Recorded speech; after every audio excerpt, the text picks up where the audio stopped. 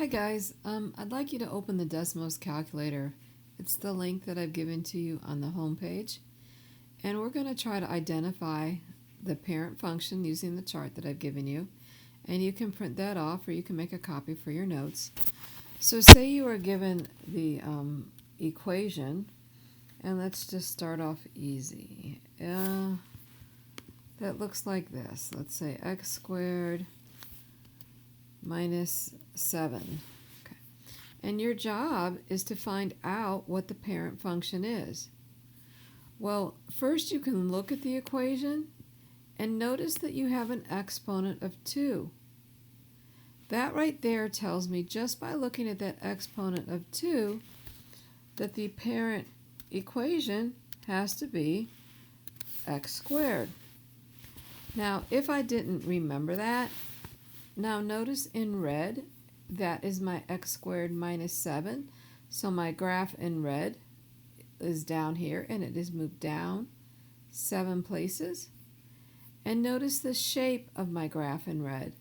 If I compare the shape and graph of red to my chart over here, I can see that the shape that matches it is the square function or cubic function, which is also what I typed here in blue.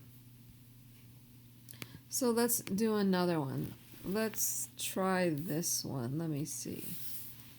See if I can stump you. Let's see if you can figure out what this one would be. I'm asking you to tell me what the parent function would be.